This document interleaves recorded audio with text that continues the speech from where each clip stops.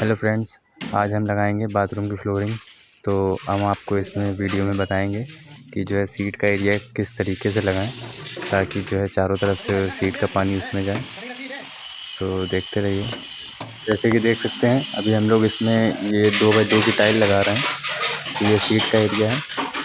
तो सीट के एरिया में जो है हम आपको अभी बताएंगे कि जो सीट के जो कोने हैं वहाँ पे हम लोग करन बनाते हैं, वो किस लिए बनाते हैं। तो वीडियो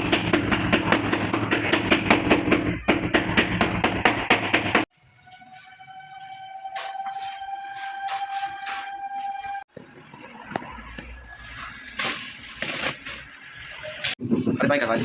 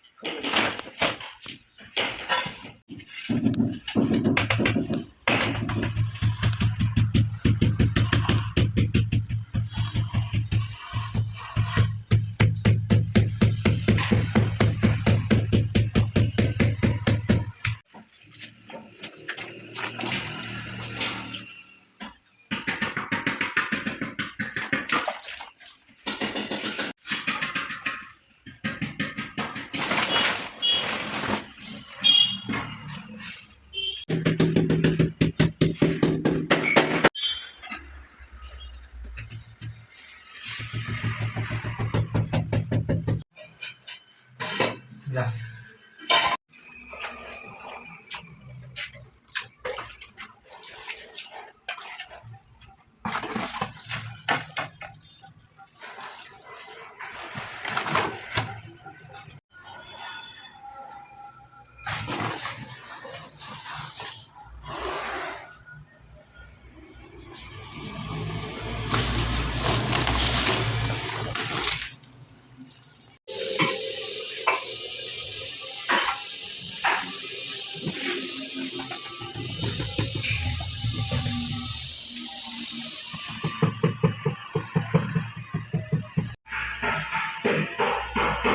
दोस्तों फाइनली हम लोग का सीट वाला एरिया लग चुका है।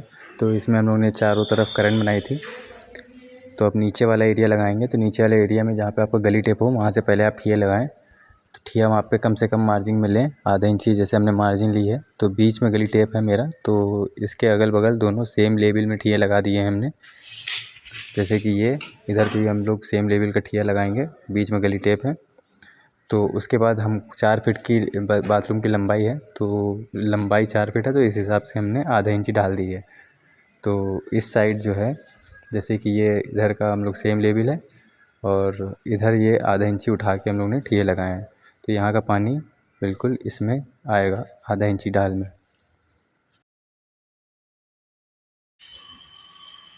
दोस्तों देख सकते हैं ये बाथरूम की फ्लोरिंग कंप्लीट हो गई है। हम लोगों ने इधर ढाल दिया था, जैसे कि हमने वीडियो में आपको बताया था। इधर से हम लोगों ने उठाया है, आधा इंची इधर ढाल है।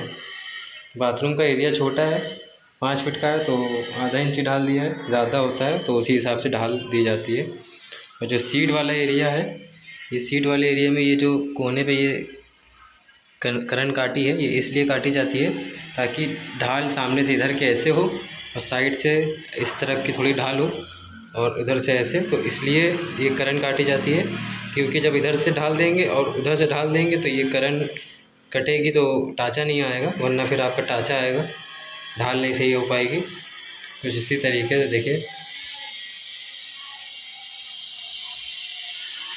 गाइस। वीडियो अच्छी लगे तो प्लीज़ लाइक और सब्सक्राइब करिएगा ऐसी ही और अच्छी वीडियो देखने के लिए।